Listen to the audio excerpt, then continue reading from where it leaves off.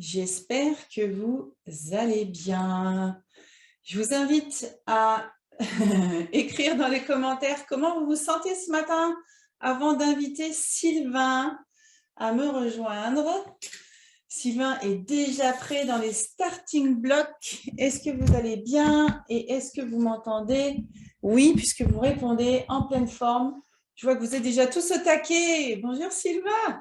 Bonjour. Tu vois, ils sont déjà tous au taquet, c'est en train de monter encore. Ça prend quelques minutes avant que tout le monde soit Parfait. là.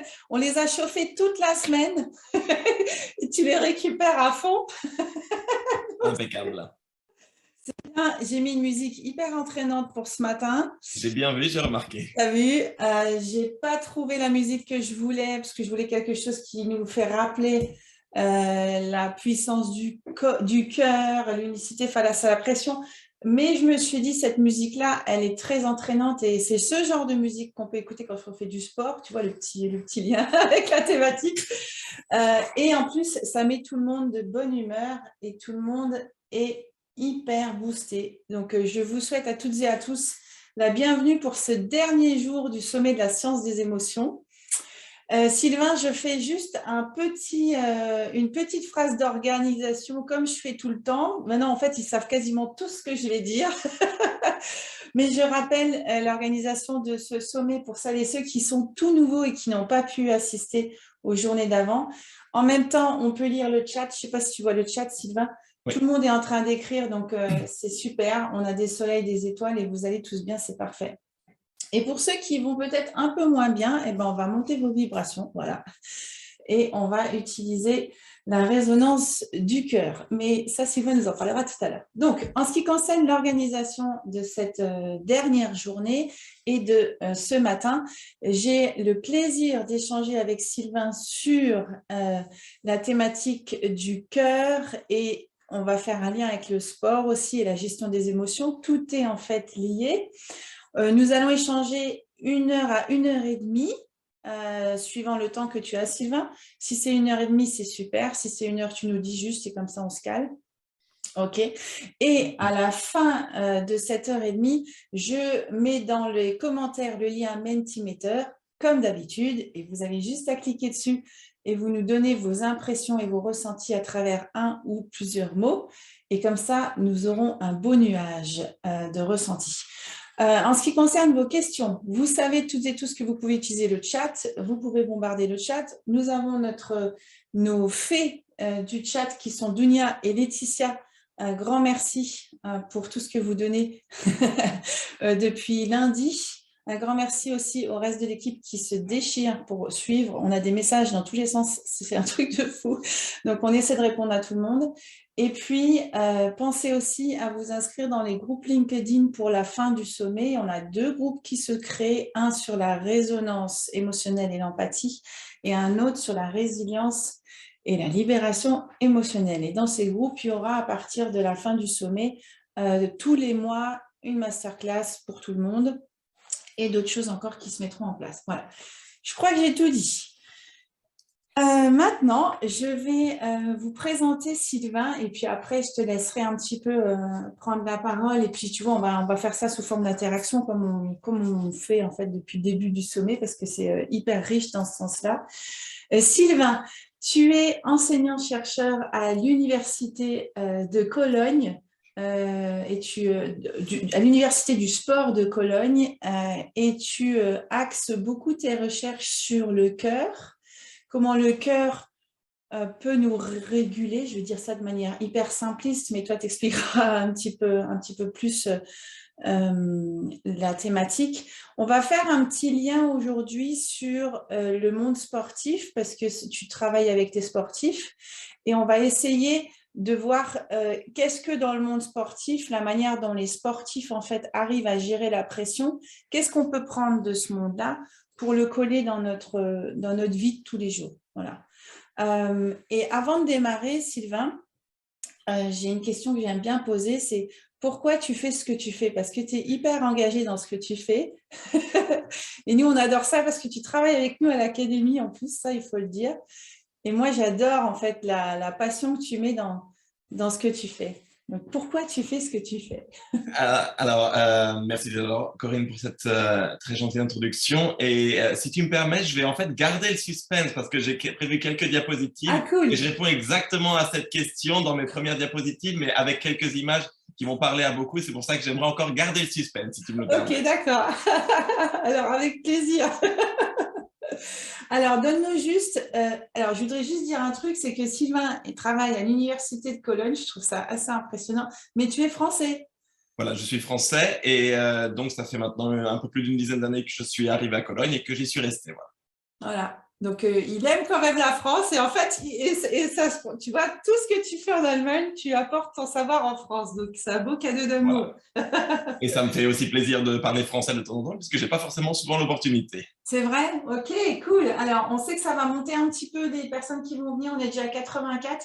Si vous avez des questions pour Sylvain, allez-y, posez vos questions parce qu'il a tellement, tellement de connaissances sur le domaine qu'il faut prendre tout ce que vous pouvez prendre. Là. Stéphanie dit, est-ce que la bière de Cologne est bonne? C'est réputé être l'une des plus, alors j'allais dire les plus légères d'Allemagne. En tout cas, c'est celle qu'on nous donne dans les quantités les moins importantes, puisque le verre typique de la bière de Cologne, c'est 20 centilitres. Voilà, à comparer avec le litre qu'on peut avoir à Munich. Excellent. Ok, Sylvain, je voudrais te donner la main en fait. Quand on parle justement de pourquoi notre cœur peut nous rendre intelligents, pourquoi notre cœur peut nous rendre émotionnellement plus forts et peut nous rassurer face à la pression, je crois que tu as préparé un petit truc. Si tu veux, je te donne la main et puis moi, je te pose des questions, etc. Ça te va? C'est parti, voilà. Ok, c'est cool. Allez, on y va. Donc, je vais partager mon diaporama et puis t'hésites pas, voilà, c'est interactif, c'est pas censé être à sens unique, donc tu m'interromps, voilà, tu me poses des D'accord, questions super. quand tu veux, Corinne. Rien de tel qu'une bonne purge. Je vois qu'il y a des connaisseurs. Ah, il y a des connaisseurs là. Dès qu'on parle bière. Ah, Anne dit tant mieux parce qu'elle prépare les sportifs de haut niveau. Bon, bah, D'accord. super. Alors, j'essaie de récupérer la fenêtre Zoom. Alors, je crois que je t'ai mis en co-host. Hein. Ouais, c'est bon. Donc, normalement, tu peux partager.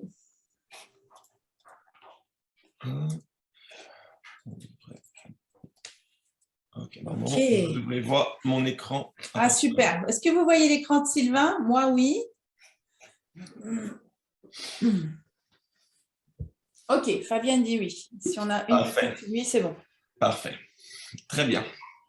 Commençons alors ce chemin de ce matin vers les émotions des sportifs. Et donc, comme je viens de le dire avec Corinne, je voulais en profiter pour faire une petite introduction, comment j'en suis arrivé dans mon parcours à travailler en Allemagne, à l'Université allemande du sport de Cologne, qui est en fait la plus grande université en Europe. On se focalise sur le sport. Donc, alors, je suis français, je viens de cette belle région que vous avez à l'écran. Donc, j'ai fait mon premier parcours universitaire à Caen. Voilà, en fan de la région du Mont-Saint-Michel, etc. Et je suis venu il y a un peu plus d'une dizaine d'années à l'Université allemande du sport de Cologne. Donc, ça vous donne quelques images de Cologne, qui se situe à l'ouest de l'Allemagne. Et c'est là où j'ai fini ma thèse en STAPS et où j'ai ensuite continué le parcours universitaire en tant que postdoc, ensuite maintenant maître de conférence. Voilà. Donc, pour vous donner une idée de notre campus, c'est vraiment un temple dédié au sport. Donc, c'est une grande étendue dans la ceinture verte de la ville de Cologne et on partage le campus, juste à côté de notre campus. Je vais mettre ma souris ici. On a le stade de Cologne pour ceux qui suivent peut-être un peu le football européen qui joue donc dans la première division allemande, donc la Bundesliga. Et donc, tout cet environnement de sport est très propice à l'inspiration, si je puis dire. Aussi, ils ont beaucoup de moyens pour nous, les chercheurs. Donc, c'est aussi ça qui m'a incité à y rester toutes ces années. Alors, mon parcours en bref.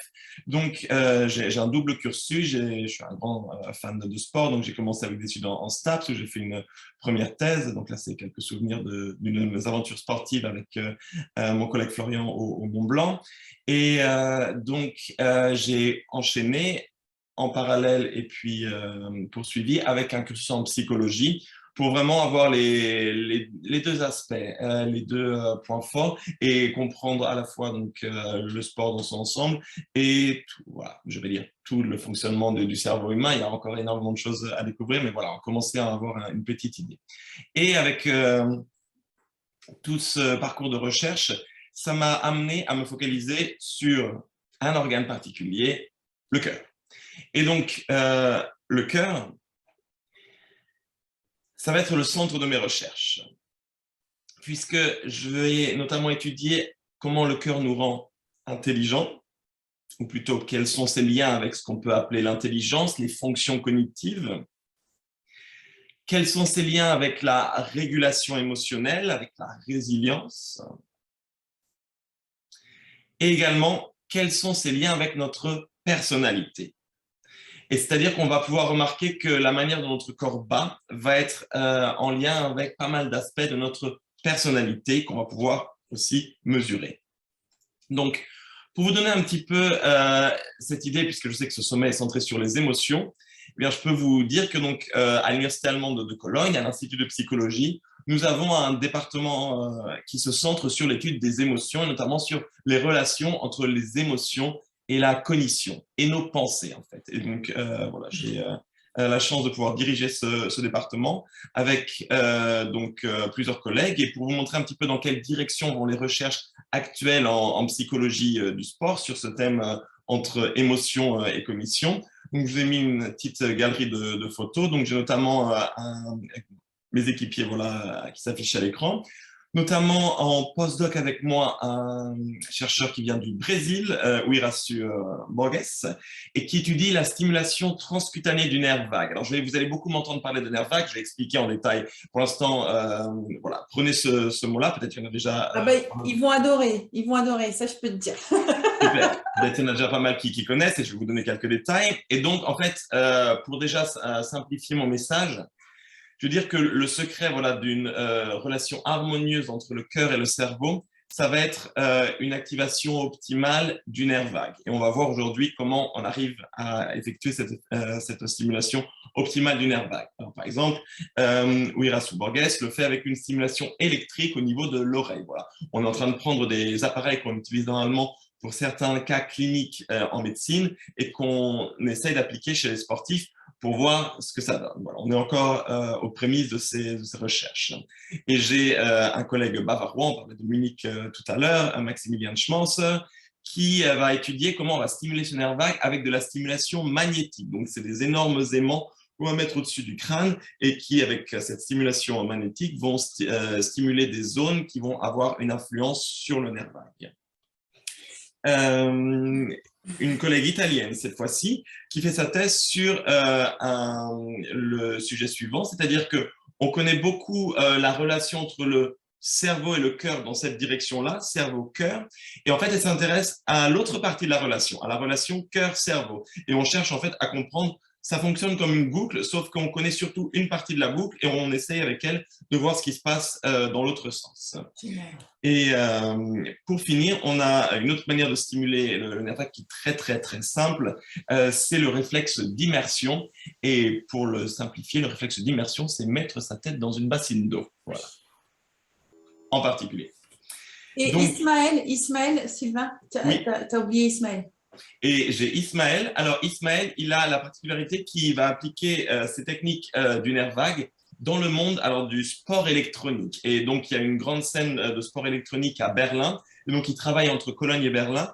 Et il fait sa thèse avec moi à Cologne et il va travailler avec une équipe pro, peut-être on est des spécialistes de sport électronique dans la salle, c'est le jeu League of Legends. Voilà. Donc il est coach pour ce jeu-là avec une équipe à Berlin. En fait, je peux le dire aussi qu'il est coach d'une équipe, il est, on va dire, coach performance d'une équipe française, Vitality, mais toutes les équipes de ce jeu sont basées à Berlin, donc il travaille voilà, à Berlin et voilà, applique des techniques liées à la régulation du nerf vague. Voilà. Donc, ça vous donne un petit peu le panorama de ce qui va exister, ce qui sortira peut-être aux Jeux Olympiques, championnats du monde dans les 5 à 10 prochaines années, et sur ce quoi on est en train de travailler en ce moment.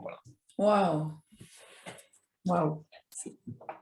Donc, pour terminer sur les projets en cours, on a On a aussi un vivier en fait de gens intéressés dans la psychologie du sport parce qu'on a un master de psychologie du sport à Cologne qui sont en anglais. C'est pour ça qu'on a aussi des étudiants de différents pays. On en a une de Malte, Nina Zamit, de Slovénie, Macha Iskra. Elles ont développé un projet très intéressant sur l'influence des techniques de respiration sur la performance sportive. C'est-à-dire que, donc, on va parler aujourd'hui de la respiration lente notamment, qui va nous aider à stimuler le nerf vague, mais on ne va pas oublier qu'il y a d'autres techniques de respiration qui vont nous aider à obtenir différents effets selon si on veut plutôt se relaxer, se déstresser, ou au contraire si on veut plutôt s'activer, parce que dans certains sports, on va plutôt chercher l'effet inverse et arriver le plus actif possible avant la compétition sur le terrain, par exemple.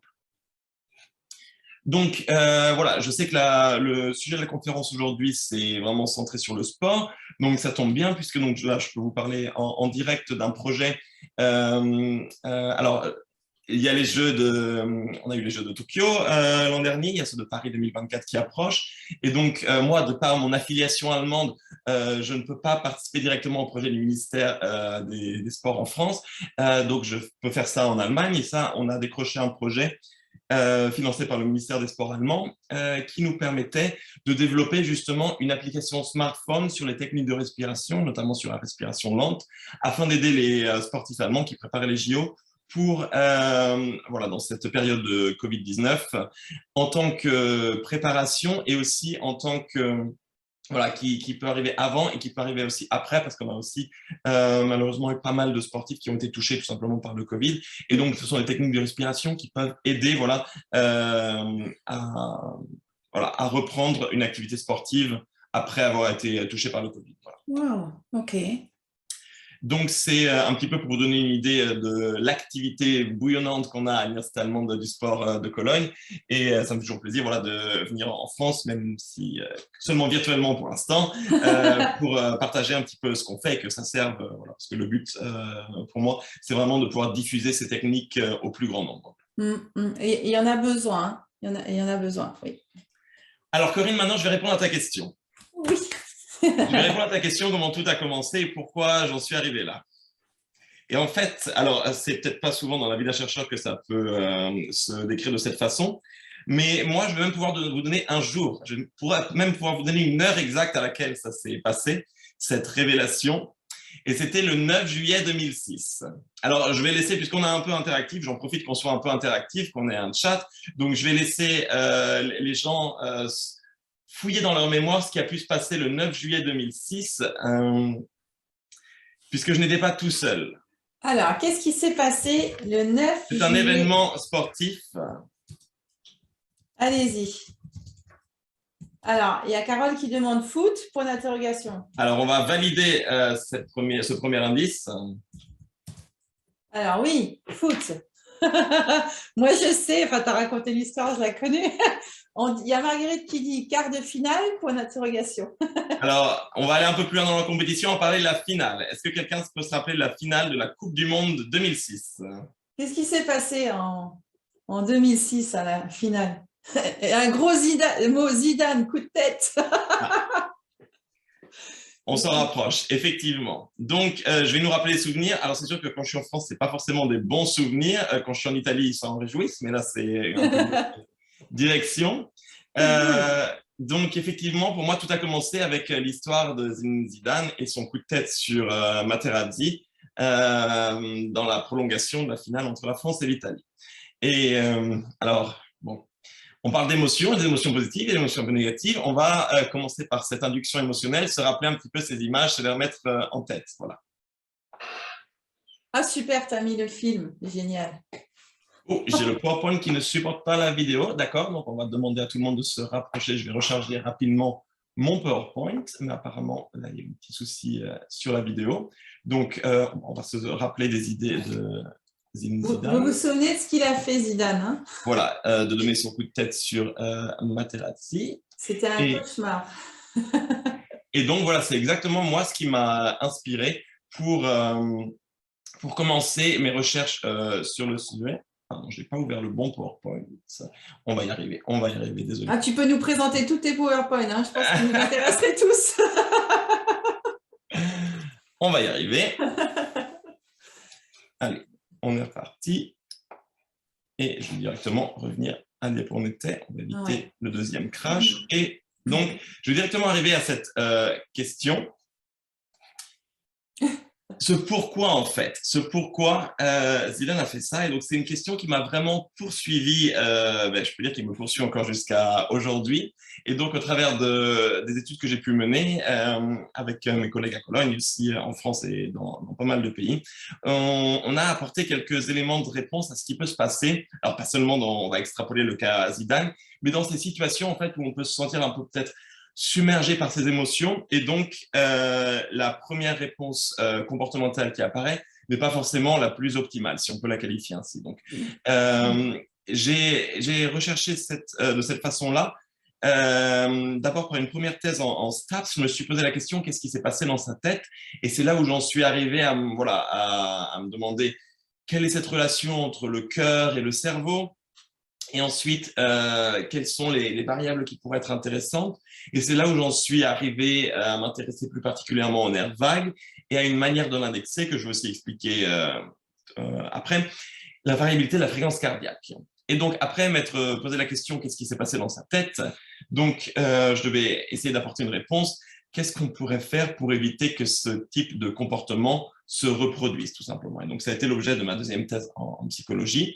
Et ensuite, toutes ces recherches, je les ai résumées jusqu'à l'an dernier. Alors, quand on poursuit un petit peu la carrière universitaire, après le doctorat, on peut faire ce qui s'appelle l'habilitation à diriger des recherches, ce qui nous permet de diriger des thèses et des recherches.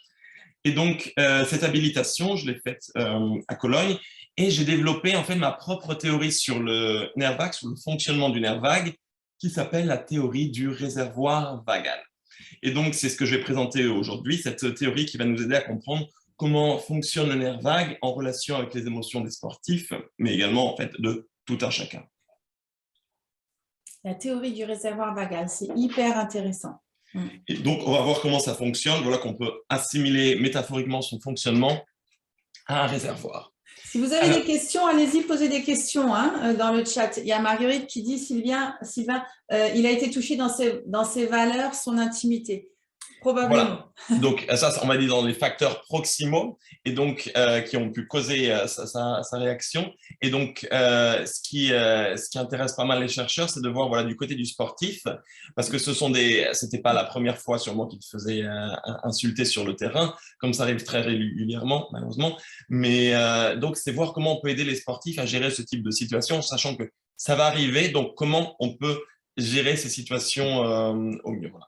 Et donc, on a, attends voir, il y a quelqu'un qui demande, Sandrine, est-ce que tu peux définir le nerf vague? Je pense que ça va venir. Ça va venir tout de suite. Voilà. Donc, pour l'instant, on peut garder à l'idée, je vais le simplifier comme ça, que c'est comme un câble qui va relier le cerveau au cœur. Et on veut que l'activité de ce câble soit la plus haute possible, de manière à ce que les communications entre le cerveau et le cœur fonctionnent bien. Voilà, je vais le schématiser comme ça pour le moment. Donc, c'est ce lien entre le cerveau et le cœur. Et on peut le dire, je vais le schématiser comme ça aussi, que dans le cas de Zidane, il était probablement très peu actif. Alors, complètement désactivé, ça n'existe pas, mais ça signifierait la mort. Mais on va dire très peu actif dans ce cas-là. Et c'est ce qui arrive en fait dans les situations de pression, de stress, de fatigue intense, comme on peut imaginer son état en finale de Coupe du Monde après avoir fait tout un championnat du monde. Voilà. D'accord, ok. Belle métaphore. Voilà, donc s'il y a d'autres questions, tu n'hésites pas à m'interrompre. Ok, oui. Pour échanger. Donc, voilà, alors ce thème que je vous présente aujourd'hui, j'ai eu la chance, alors il m'a fait beaucoup voyager, donc j'ai eu l'opportunité d'aller un peu partout dans le monde, parler d'intelligence émotionnelle des sportifs, de variabilité de la fréquence cardiaque et de nerfs vagues des sportifs. Et notamment, donc, j'aime bien, parce que c'est important pour moi de toucher aussi les sportifs de tout niveau et je suis content qu'on y recherche arrive aussi aux sportifs de plus haut niveau. Donc, j'ai eu l'opportunité après les JO de Rio d'être invité au Mexique, notamment avec le comité olympique mexicain. On a pu discuter de ces problématiques et voir un petit peu comment les implémenter chez leurs sportifs. Et plus récemment, je suis engagé de manière régulière avec le comité olympique italien où, pareil, donc on va essayer de décrypter comment on peut intégrer ces programmes d'intelligence émotionnelle et de variabilité de la fréquence cardiaque chez les sportifs. Voilà. Et donc, ça en parle avec que je peux faire en Allemagne et puis je suis aussi sollicité en France de temps en temps. Donc, voilà, ça me plaît beaucoup cette internationalité puisque effectivement, on en enfin, à chaque fois, c'est des retours, j'ai pas mal de retours d'expérience qui me permettent aussi, moi, ensuite de retour au laboratoire à Cologne, d'affiner mes protocoles en fonction de ce que j'ai pu voir, comment ça fonctionnait chez les entraîneurs et chez les sportifs. Voilà. Donc, peut-être aussi, on a déjà des personnes dans la salle qui ont pu faire des expériences et donc on pourra les partager. Voilà. Oui, alors tu pourras, je ne sais pas si tu peux échanger là-dessus. Il y a quelqu'un qui demande par rapport à la SNA de Porges, la fameuse théorie polyvagale. Quelle est ta position? Alors, C'est pas clair.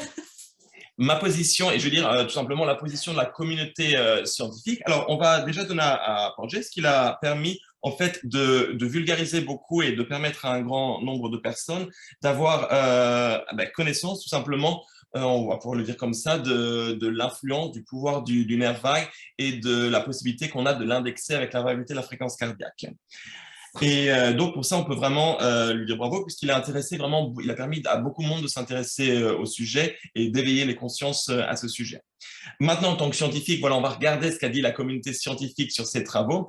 Et je ne vais pas forcément rentrer dans les détails techniques qui me déjà demanderaient d'expliquer en détail la théorie polyvagale. Mais pour faire simple, en fait, j'ai quand même la résumé pour que tout le monde puisse suivre la discussion. Donc, ça va se baser sur une évolution, voilà, une perspective évolution du nerf vague, comment il a évolué au travers des espèces au cours des dizaines de milliers et millions d'années. Et donc, comment ce nerf vague va jouer un rôle notamment dans les comportements sociaux et dans la gestion, la régulation des émotions. Alors, je vais pouvoir le décrire comme ça. Ce que dit les phénomènes que décrit la théorie, on va pouvoir les retrouver. C'est ce qu'on va pouvoir observer aussi dans pas mal d'expériences. Mais par contre, la manière dont la théorie le justifie au niveau de biologique, au niveau de l'évolution du nerf vague, et c'est assez limité. Ça a déjà été contredit par des recherches qui ont suivi la théorie de Porges. Et juste pour l'expliquer comme ça, en fait, alors, il met un rôle central du nerf vague dans les comportements sociaux et il joue un grand rôle, mais en fait, il en oublie le rôle que beaucoup d'autres organes et beaucoup d'autres fonctions de notre corps vont jouer. Et donc, c'est un peu mettre la lumière sur le nerf vague en oubliant tout le reste. Et donc, c'est ce qui a été critiqué par les chercheurs ensuite, que notamment dans la gestion des comportements sociaux et des interactions entre individus, si on parle tout simplement des nerfs, il y a beaucoup d'autres nerfs qui vont rentrer en jeu, rien que par exemple pour les expressions faciales, le nerf facial, le glossopharyngéal. Alors, on va avoir vraiment toute une collection de nerfs qui vont jouer un rôle et qui vont permettre ces comportements sociaux. Et ce n'est pas seulement l'histoire du nerf vague. Donc, en fait, pour le résumer comme ça, Porges a un peu trop simplifié l'histoire des comportements sociaux au nerf vague, qui jouent un rôle important, mais qui ne jouent pas le seul rôle. Voilà. Donc, c'est ce que je pourrais en dire, et c'est ce que je peux en dire, ce que les recherches scientifiques actuelles ont pu dire de la théorie de Porges. Que beaucoup disent, hein, même les neuroscientifiques. Hein. Oui. Merci beaucoup, Sylvain. Ok, Laurence demande quel outil pour mesurer les fréquences de ce nerf vague. Je pense que Sylvain, tu vas y venir aussi, voilà. On il y a beaucoup de suspense. Voilà. Donc, mais en fait, puisque la question arrive maintenant, je pense que ça peut aussi intéresser tout le monde d'y répondre. Donc, pour mesurer le nerf vague, on va avoir besoin d'outils qui nous permettent de mesurer la variabilité de la fréquence cardiaque. Donc, cette variabilité de la fréquence cardiaque, je suis en train de réviser un petit peu l'ordre de mes diapositives, mais ce n'est pas grave du tout. Je suis content de répondre directement à vos questions sur le sujet. Donc, l'idée, en fait, avec la variabilité de la fréquence cardiaque, c'est qu'on va s'intéresser à l'intervalle de temps entre chaque battement cardiaque. Et je vais illustrer ça avec un exemple, j'espère, très simple. Quand on dit qu'on a une fréquence cardiaque qui bat à 60 battements par minute, on pourrait intuitivement penser qu'en moyenne, on a 1 seconde entre chaque battement. Ça paraît logique. Sauf que ce n'est pas la réalité. Parce que si c'était vraiment la réalité, on serait déjà mort. En fait, entre chaque battement, même quand on a un cœur qui bat à 60 battements par minute, on va avoir ce qu'on appelle la variabilité de cette fréquence cardiaque. C'est-à-dire qu'entre chaque battement, on va par exemple avoir 850 millisecondes, ensuite 973 millisecondes, ensuite 1052 millisecondes, etc., etc. En fait, ça va toujours varier de quelques millisecondes et c'est cette variation, cette variabilité qui va nous permettre de traduire l'activité du nerf vague parce que c'est le nerf vague qui est le premier responsable de cette variabilité cardiaque. Donc, plus ces intervalles de temps entre chaque battement vont varier, plus notre nerf vague, plus on va pouvoir dire que notre nerf vague est actif. Et donc, plus il est actif, et plus après ça va se transmettre au niveau de justement de comportement émotionnel, mieux on va être en l'état de gérer ses émotions de manière efficace, optimale. Waouh, c'est une super explication. Alors, il faudra voilà. bien… Alors, si je peux compléter, puisque du coup, j'ai pas, c'était pour expliquer déjà ce que c'était la variation, la variabilité de la fréquence cardiaque, comment on va la mesurer. Et donc, c'est là où on va s'intéresser. Alors, il y a plusieurs outils qui vont nous permettre de le faire. Si on part des plus simples, donc la plupart des gens ont peut-être un smartphone maintenant. Donc, il y a plusieurs applications smartphone qui nous permettent de mesurer la variabilité de la fréquence cardiaque. Et elles le permettent de différentes façons. Alors, des fois, il faut acheter un capteur en supplément, comme un capteur qu'on va mettre à l'oreille, un capteur qu'on va mettre au doigt. Donc, ça, c'est possible. Ouais, on en a, nous. Hein, ouais. Voilà. Et maintenant, il y a des applications qui permettent aussi d'utiliser ce qu'il y a au dos de votre smartphone, c'est-à-dire la caméra de votre smartphone. Et donc, ces applications, je pourrais les nommer. Donc, il y en a par exemple une qui s'appelle en français, si je la lis en français, HRV. HRV en anglais, c'est variabilité de la fréquence cardiaque, Heart Rate Variability. HRV4 Training, HRV for Training en anglais. Et celle-ci va nous permettre de mesurer notre variabilité de la fréquence cardiaque tous les matins. Il y en a une autre qui s'appelle Elite HRV. Et là, on va avoir besoin, alors ça ne fonctionne pas avec la caméra, on va avoir besoin d'une ceinture d'un cardiofréquencemètre. Vous connaissez peut-être, alors sans aller sur une marque en particulier, mais les leaders du marché, ça va être Polar, Garmin, Suunto qui vont vous permettre d'avoir ces ceintures cardiaques que vous pouvez connecter ensuite à une des applications smartphone que je viens de nommer. Voilà. Et donc, si on veut aller vraiment plus loin et avoir une mesure la plus exacte possible, on va utiliser des systèmes électrocardiogrammes comme ce que vous pouvez avoir chez le cardiologue, mais maintenant, même dans le sport, on utilise des électrocardiogrammes mobiles, très petits, qui pèsent rien du tout et qu'on va se mettre sur la poitrine pour avoir là le signal complet de l'activité électrique de notre cœur qui va nous permettre voilà, d'avoir on va dire, des résultats encore plus précis. Mais c'est tout à fait possible de déjà commencer à le faire à partir voilà, d'un simple smartphone et si on veut voilà, de mettre son doigt sur sa caméra pour avoir une première idée de la variabilité de la fréquence cardiaque. Il y a Mathias qui demande « et la montre ?» Alors, la montre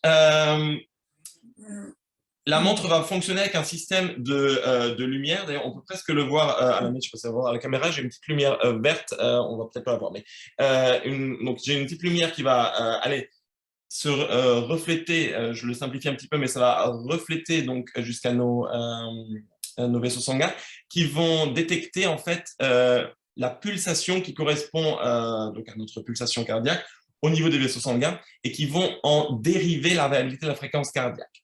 Alors, ces techniques, ça fonctionne, mais il y a quelques petits soucis de précision qui peuvent survenir. Donc, quand on me pose la question, en fait, c'est un peu le même système parce que la lumière de la caméra du smartphone va fonctionner de la même manière. C'est aussi une histoire de lumière qui va refléter les pulsations dans les vaisseaux sanguins.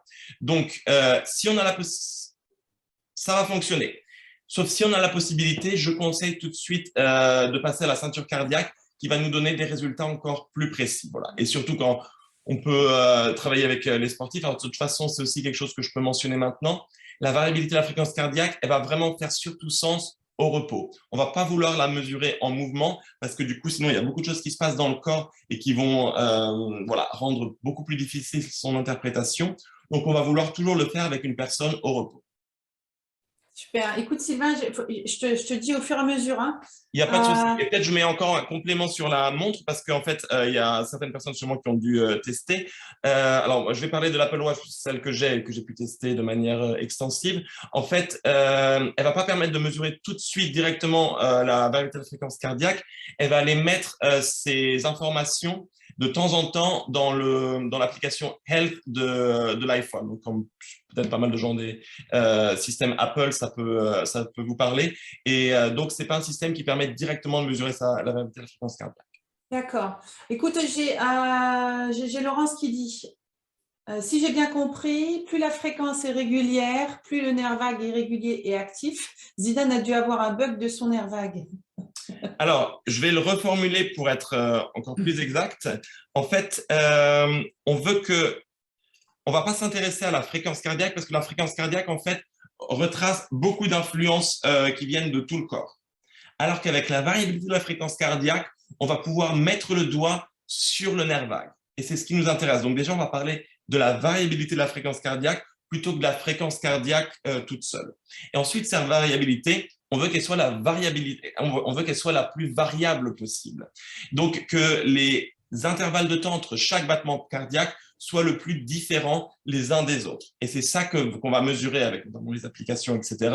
De manière, et c'est ce qui va illustrer que plus cette variabilité est grande, plus le nerf vague va être actif. Et donc, pour Yann, on peut supposer, parce qu'on n'était pas là et on n'avait pas de capteur sur lui à ce moment-là, on peut supposer qu'effectivement, la variabilité de fréquence cardiaque à ce moment-là était assez faible et que donc cette connexion entre le cerveau et le cœur était aussi plutôt désactivée, pour le schématiser de cette façon. Ah mais super, tu schématises super bien, Sylvain. Du coup, je pense que tu vas répondre aussi à la question de Tomé qui disait la variabilité doit être de quel ordre? C'est variable, justement. Oui, alors je suis content qu'on me pose cette question parce que c'est une question où je n'ai pas de réponse. Et je vais expliquer pourquoi je n'ai pas de réponse. En fait, la variabilité de la fréquence cardiaque, ça va différer de ce que, quand vous allez faire des analyses de sang, il y a toujours des fourchettes basses et hautes et on peut directement vous dire si vous êtes dedans ou pas. Pour la variabilité de la fréquence cardiaque, c'est pas aussi simple parce qu'en fait, c'est très individuel. Et donc, ce qui va nous intéresser, c'est pas forcément de se comparer à d'autres personnes, mais c'est de se comparer à soi-même dans différents états. Et c'est ça qui va nous permettre d'avoir la meilleure idée du fonctionnement de son nerf vague. Parce que c'est comme, je vais aussi le caricaturer comme ça, c'est comme la couleur des yeux, on peut être de toutes les couleurs et c'est pas pour ça qu'il y en a une qui va être mieux que l'autre, pour expliquer de cette façon. Donc, avec la variabilité de la fréquence cardiaque, on a des normes et on sait que de manière générale, par exemple, elle va diminuer avec l'âge. Donc, je pourrais vous donner des normes selon l'âge, etc. Mais encore une fois, ça ne va pas beaucoup nous servir si on veut travailler avec, puisque ce qui est important de comprendre avec la variabilité de la fréquence cardiaque, c'est que oui, il y a une composante génétique et ça va être influencé par certains paramètres biologiques fixes comme l'âge et le sexe, etc. Mais par contre, c'est aussi quelque chose sur lequel on va pouvoir agir. Et je pense que vous avez dû en parler au cours de cette semaine, c'est important d'avoir des stratégies à sa disposition pour pouvoir changer les choses. Et donc, c'est ce qui va nous permettre la variabilité de la fréquence cardiaque. C'est un outil de mesure et on va pouvoir appliquer différentes stratégies et voir leur impact sur la variabilité de la fréquence cardiaque. Donc, ça va être comme une des mesures objectives qui va nous indiquer à quel point la régulation émotionnelle, par exemple, fonctionne bien. Wow. Merci beaucoup. Comme quoi, ce n'est pas une science exacte en fait. Hein. On est soi-même sa propre référence. Voilà, et je peux rajouter là-dessus, si vous commencez à installer une des applications que je viens de vous donner, Elite HRV ou HRV 4 Training, vous allez voir, ça va vous donner une valeur de variabilité de la fréquence cardiaque, mais ça va surtout vous poser des questions. Des questions qui vont couvrir beaucoup d'aspects de votre style de vie. Et ça on passe bien sûr par le sommeil, mais voilà, état de bien-être général, état de fatigue générale, si vous faites du sport, donc par exemple, combien vous êtes entraîné hier, etc., etc. Si vous avez consommé de l'alcool. Donc, en fait, il y a beaucoup j'ai pas le nombre exact, mais je pense qu'on est plutôt autour de la trentaine, voire quarantaine de questions qu'on peut vous poser. Alors, c'est toujours très rapide et vous faites ça avec des petits smileys, donc ça va assez vite et vous pouvez aussi avoir des versions réduites. Mais en fait, plus on va donner d'informations complémentaires sur notre état subjectif, mieux on va pouvoir interpréter les résultats de notre variabilité de la fréquence cardiaque. En plus, ça se fait sur un certain temps, hein. On ne peut pas dire que ça se mesure sur une période, Sylvain. Tu vas peut-être en Voilà. parler tout à l'heure. Donc, non, mais je peux en parler maintenant. En fait, je suis content de bousculer complètement mon ordre parce que, en fait, l'interaction me plaît beaucoup parce que des fois, j'ai l'habitude de faire des présentations qui sont voilà, millimétrées de A à Z. Mais là, je suis très content d'avoir la possibilité d'interagir en live. Donc, on en profite et je réponds directement donc, aux questions. Donc, sur le temps de mesure, on est parti. Il va effectivement avoir, il faut une certaine standardisation. Le minimum que je pourrais conseiller et que montrent la plupart des études serait de 1 minute. 1 minute dans une position qui sera toujours la même pour pouvoir comparer, parce que ça aussi, ça va beaucoup changer. Si je suis allongé, mon corps est beaucoup plus au repos que quand je suis assis et que quand je suis debout. Et donc, ça va tout de suite aussi influencer la variabilité de la fréquence cardiaque. Donc déjà, faire les mesures dans la même position corporelle. Et ensuite, au niveau de la mesure, au minimum 1 minute. Alors, il y a des études qui montrent il y a certaines possibilités d'avoir des mesures ultra courtes de 10, 15, 20 secondes, mais c'est encore, ça va être dans des conditions optimales et c'est très dur à reproduire, donc ça ne va pas être le plus fiable. Donc, 1 minute, et si vraiment, alors quand on travaille avec les sportifs et qu'on veut vraiment avoir les indicateurs les plus précis, on va même aller jusqu'à conseiller à partir de 2 minutes avec 1 minute de stabilisation. Je m'explique. C'est-à-dire que si je fais une mesure assise, je vais d'abord m'assurer d'avoir été assis au moins pendant 1 minute pour que tous les fluides corporels, etc., aient pris leur configuration. Et ensuite, je vais mesurer pendant 2 minutes. Et c'est donc à partir de cette mesure-là qu'on a montré que c'était le plus fiable si on veut reproduire les résultats à long terme. Donc, 1 minute, c'est le plus court et vous aurez quand même des résultats valables. Mais si vous avez un peu plus de temps à y consacrer, voilà, je peux donner cette fourchette de 3 minutes en sachant que la première minute sert de stabilisation et que 2 minutes nous permettent d'effectuer la mesure. Et donc, à partir de combien de temps, imagine, on fait ça tous les jours pendant 2 semaines. Est-ce qu'on peut se dire, voilà, pendant 2 semaines, au bout de 2 semaines, j'ai à peu près ma moyenne à moi et ça peut me donner une référence sur un jour où je suis plus haut ou en dessous, de se dire, ah, ok, là, je suis moins bien dans ma gestion, là, je suis meilleur dans ma gestion. Oui, donc effectivement, donc, les moyennes, on va les prendre à partir, là aussi, les études montrent qu'on peut avoir des résultats fiables à partir de 3 à 4 mesures par semaine. Quand on me pose la question, je dis tous les jours, parce que ça permet vraiment de voir les évolutions jour par jour. Donc, et ça permet aussi que ça devienne une habitude. Et c'est ce qu'on souhaite, donc, quand on travaille avec les sportifs pour qu'ils utilisent vraiment ces données, on veut qu'ils aient ces données tous les jours pour guider leur entraînement, pour guider leur récupération, etc., etc. Et donc, alors ça, j'en fais aussi un style de vie, c'est-à-dire que je vais révéler à tous ici que la première action de ma journée, à peine réveillée, à peine sorti du lit, c'est effectivement de faire cette mesure de la fréquence cardiaque, pardon, de la variabilité de la fréquence cardiaque. Et parce que je le fais aussi avec un peu cette étude de chercheur, j'utilise les 2 applications que je viens de vous nommer, donc Elite HRV et HRV 4 Training, qui me permet en fait de vérifier ce que chacune dit. Et c'est là aussi que je vois que c'est pas tout à fait peut-être si précis, puisque tous les jours, j'ai des chiffres, même si je le fais à la suite l'une de l'autre, elle me donne quand même des chiffres différents. Et des fois pas beaucoup différents, mais des fois très différents. Et donc là, ça montre aussi les limites de ces mesures et des algorithmes qu'il y a derrière pour calculer quand c'est juste avec la caméra du smartphone. Voilà. Wow, ok. Et donc ça, tu le fais en hygiène de vie. Exactement. Donc, j'ai ma routine du matin avec quelques activités comme ça. Et donc, la première activité, c'est la mesure de la fréquence cardiaque parce qu'en fait, elle aura le plus de sens quand elle est faite quand rien ne s'est passé avant. C'est-à-dire qu'on n'a pas d'autres facteurs d'influence que le fait d'avoir dormi. Et donc, c'est voilà, le moment de la journée où on aura le moins d'influence externe. Alors, il y a aussi des recherches qui sont, et ça aussi, on en a fait des études comme ça, sur la variabilité cardiaque nocturne. C'est-à-dire, là encore, on peut dire qu'il y a encore moins d'influence. Et on va pouvoir aller voir, notamment dans le sommeil profond long, normalement, au cours de 24 heures, les valeurs de variabilité cardiaque les plus élevées vont être observées au cours de la phase de sommeil lente, puisque c'est là où l'organisme est le plus au repos, en fait, au cours de 24 heures. Alors, du coup, on en vient, il y a Sandrine qui pose la question que j'allais poser. De mesurer sa variabilité de fréquence cardiaque, c'est bien parce qu'on a une référence. Tu vas probablement nous dire aussi comment est-ce qu'on fait, en fait, parce que pour pouvoir mesurer, il va falloir qu'on respire. En fait, ça va marcher avec la respiration, ça, tu vas faire le lien. Et la question, je te la pose aussi, tu vas probablement l'expliquer. Finalement, si on respire, bon, de toute façon, on sait qu'on respire, ça va se passer par la respiration. Si on le fait tous les jours, quelle influence ça a sur notre régulation des émotions? Parce qu'on sait qu'il se passe quelque chose après dans notre capacité à nous réguler, rien qu'en respirant. Vas-y, je te laisse la Exactement. main. Exactement. Donc, ici, on va parler effectivement de la technique alors, qui a été popularisée en France sous le terme de cohérence cardiaque. Je vais sauter un petit peu mes diapos pour vous amener tout de suite à celle-ci. Et donc, c'est une respiration qui va se faire à 6 cycles par minute. Et en standard, je pourrais aussi vous expliquer qu'il y a une fréquence individuelle pour chaque personne. Il y a aussi, on est en train de développer des protocoles pour la terminer.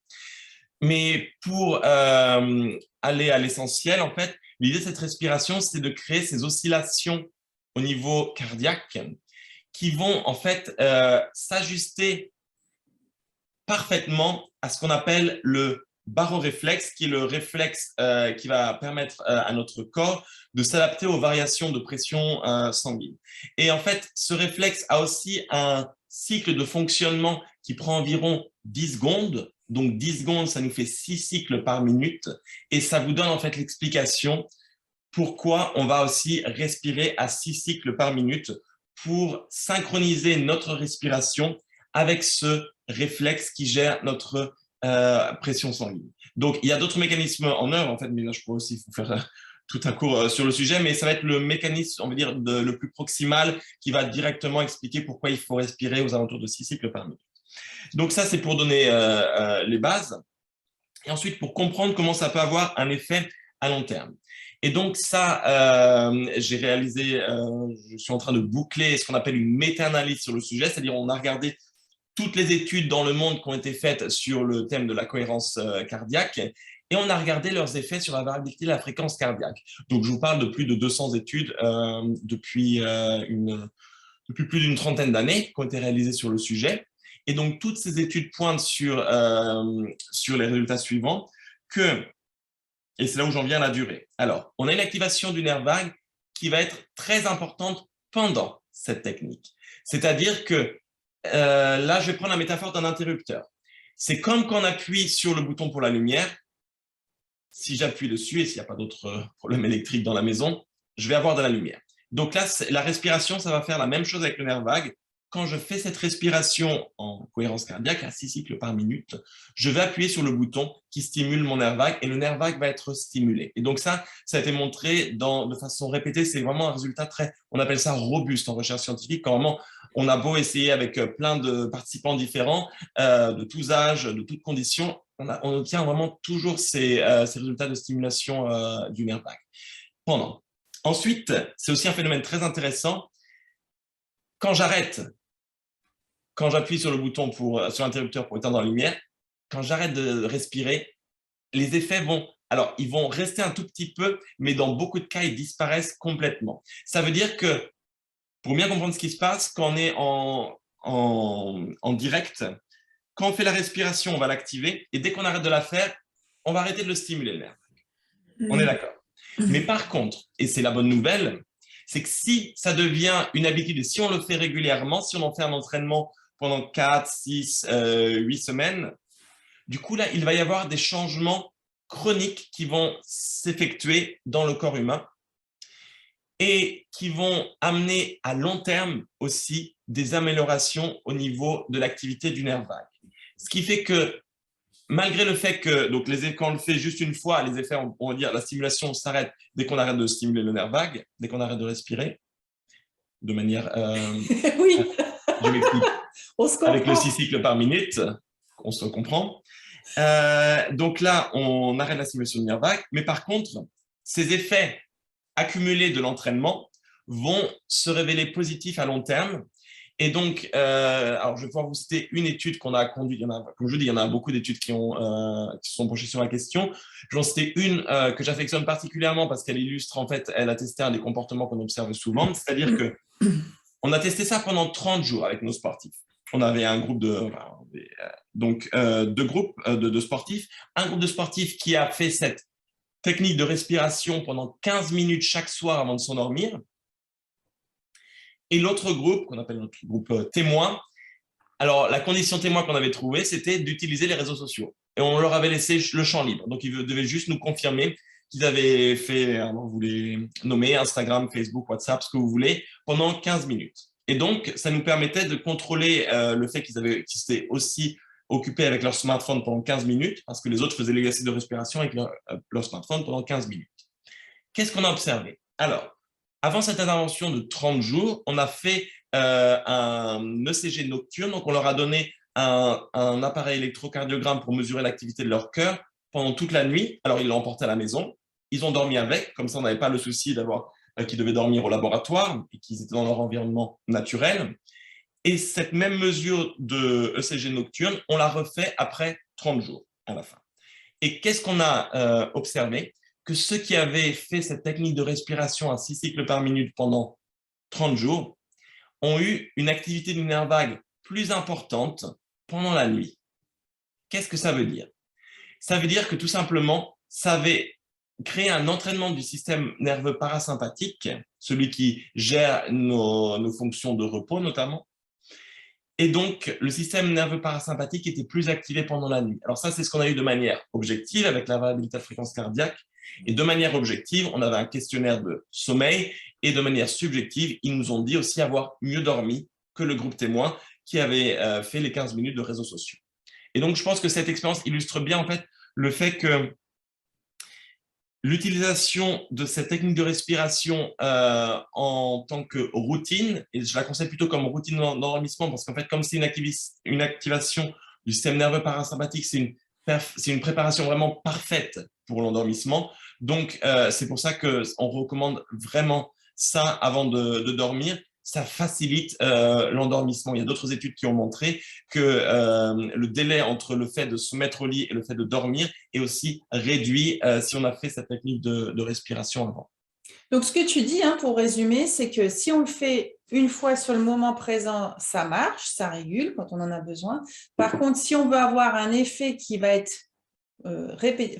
sur du long terme, on a ce principe de répétition.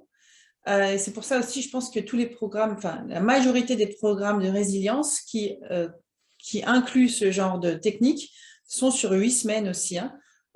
C'est l'effet de répétition qui va donner en fait le bien-être, entre guillemets. Exactement. Et alors, je peux commencer tout de suite avec une bonne nouvelle. Alors, une bonne nouvelle qui paraît peut-être une mauvaise nouvelle au début, mais moi, je vous la transforme en bonne nouvelle. Alors, on était intéressé par ces résultats qui nous montraient qu'après 30 jours, donc on avait une amélioration de la fréquence cardiaque à long terme. Et on voulait savoir en fait si ces résultats restaient dans le corps humain. C'est-à-dire que, est-ce que si j'arrête de faire cet entraînement à la respiration, est-ce que ces résultats vont pouvoir se retrouver 3 mois après? Et donc, alors je vais la prendre comme une bonne nouvelle, la réponse est non. Et pourquoi je vous dis que c'est une bonne nouvelle? C'est parce qu'en fait, c'est que ça montre que tout simplement, on parle d'entraînement. Et c'est une responsabilisation peut-être à ce titre. Et je pense que si je parlais d'entraînement sportif, tout le monde me comprendrait aussitôt. C'est-à-dire, si on s'entraîne comme un fou pendant un mois, et si on arrête pendant 3 mois, on a de fortes chances que les bénéfices obtenus après un mois et pour la plupart disparu après 3 mois. Eh bien, ça va être la même chose en fait pour cette technique de respiration. Donc, si je m'entraîne pendant un mois, donc j'aurai des résultats et j'aurai progressé pendant ce mois. Mais si ensuite je ne fais rien pendant 3 mois, les résultats vont disparaître et on va retrouver notre niveau de départ. Et donc, pourquoi je le prends comme une bonne nouvelle? C'est parce que du coup, ça va, pour moi, je le vois comme aussi une motivation à continuer et de se dire, il faut prendre du temps pour soi, et donc il faut s'occuper de sa respiration et l'intégrer voilà, comme routine journalière quotidienne, qui nous permet voilà, de toujours être en contact avec ses émotions, avec sa respiration. Et je le vois vraiment comme un temps pour soi qu'il est important de prendre pour avoir la garantie qu'on va continuer avec ces résultats dans le temps.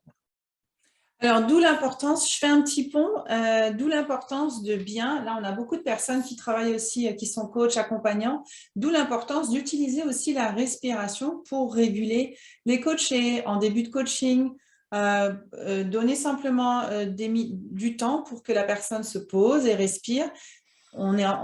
Ça permet aussi d'ordonner un petit peu les idées dans le cerveau, etc.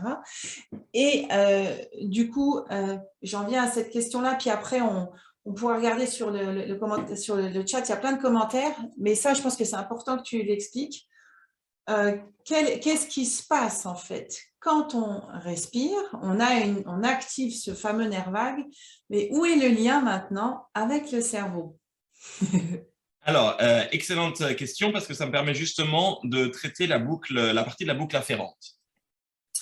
Pardon, donc je vais expliquer, il y a peut-être ces deux termes un peu techniques, mais qui vont parler tout de suite quand je vais les expliquer. Je vous ai dit tout à l'heure qu'on sait beaucoup de choses sur la partie cerveau-cœur. Et cette partie-là, en jargon peut-être biologique, on va l'appeler la partie efférente, qui va du cerveau à la périphérie. La partie inverse, qui est de la périphérie au cerveau, on va l'appeler la partie afférente. Donc, il y a juste la première lettre qui va changer, c'est pas un E, c'est un A.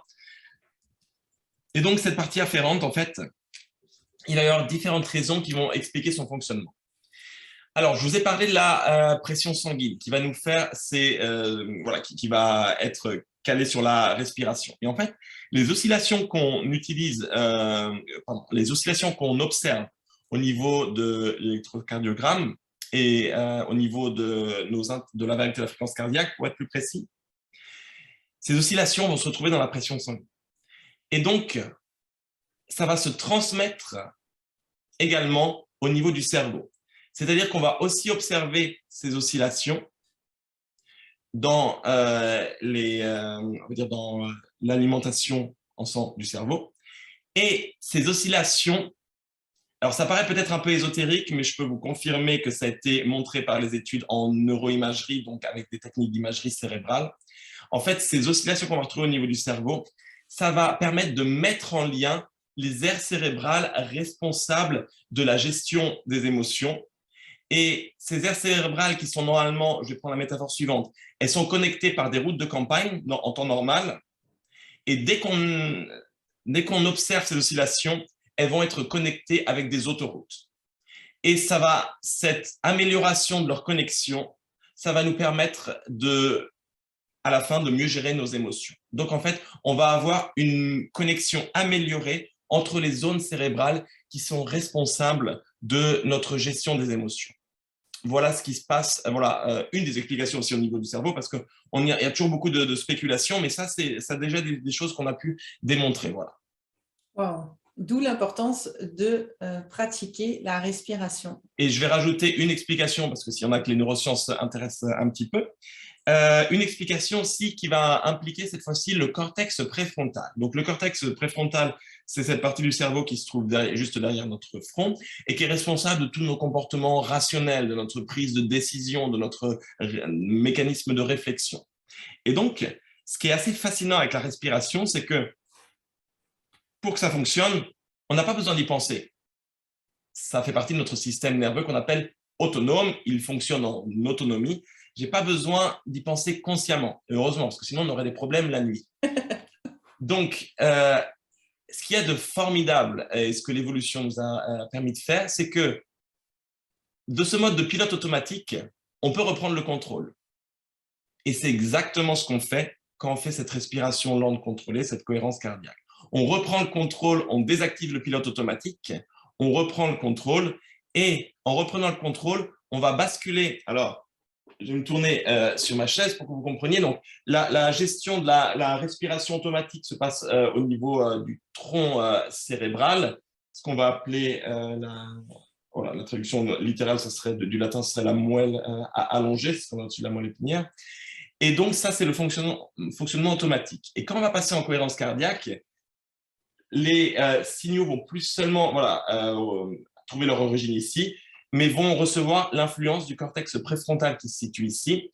Et donc, le cortex préfrontal, alors c'est tout un réseau qu'on appelle le réseau central autonome qui va gérer le fonctionnement de notre système nerveux autonome. Et il y a une des étapes de ce réseau, c'est de dire à l'amygdale, qui réagit de façon un peu exagérée dans les situations de peur, de stress, etc. Et donc, le cortex préfrontal va dire à l'amygdale, hey, calme-toi, je gère. C'est ce qui se passe. Et donc, en calmant l'amygdale, ça va permettre cette activation du nerf vague qu'on va mesurer au niveau de la variété de la fréquence cardiaque. J'adore tes explications. Donc, le mot qu'on doit se dire quand on est en stress, c'est respire. Respire lentement Voilà, à 6 cycles par minute. Voilà. À 6 cycles par minute. Alors, Sylvain, il y a plein de commentaires. Il faut que je te lise des choses. Oui. Tu les vois peut-être aussi, mais j'ai repéré des choses. Alors, bouge pas. Est-ce que l'appareil Muse est une référence pour mesurer sa fréquence cardiaque? Tu en as, toi? Alors, je dois avouer, il y a beaucoup d'appareils qui sont choses, sur le hein. marché et je ne les connais pas forcément Moi, tous. j'en ai un, c'est celui qu'on met sur le front.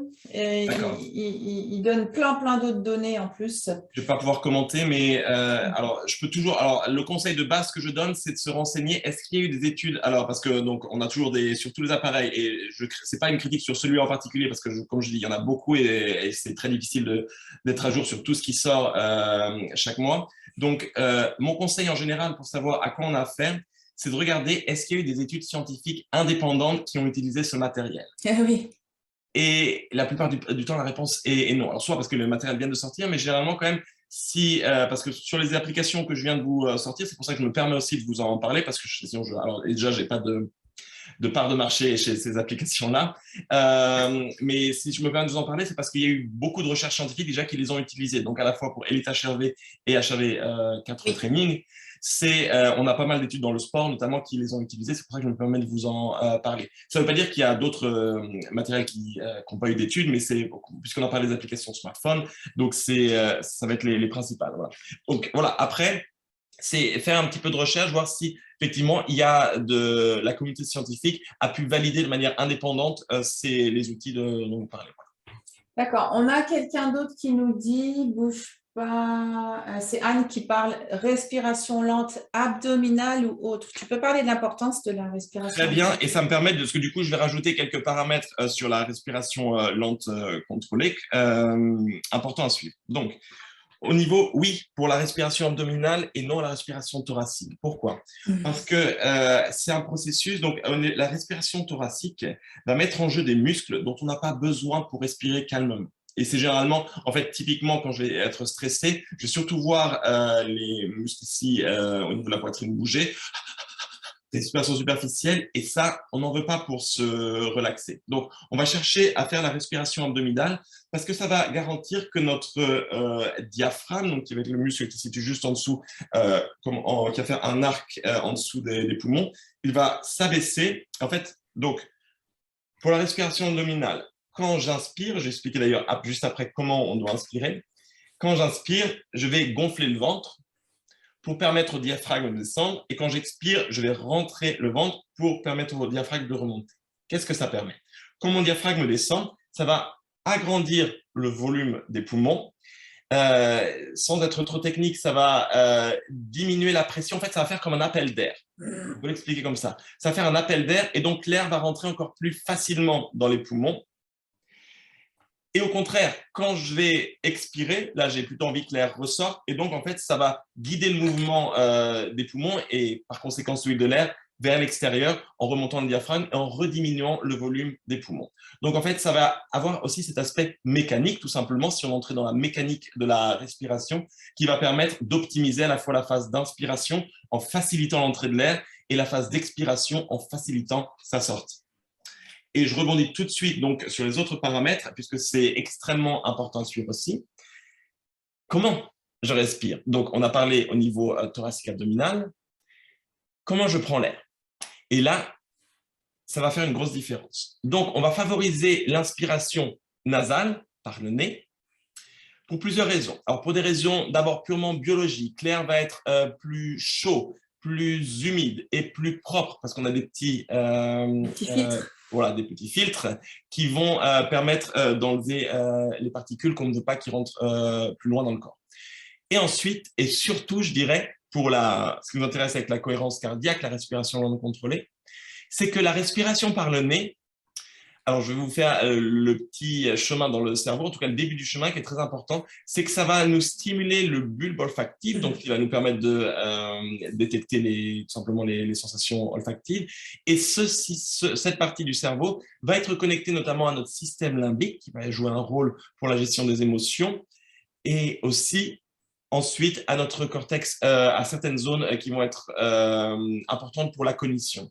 Et donc, si je respire par la bouche, eh bien, je n'active pas ces zones. Et là encore, on a des études d'imagerie cérébrale qui ont exactement montré ce que je viens de vous raconter, que ces zones sont activées quand la personne respire par le nez, mais pas quand la personne respire par la bouche.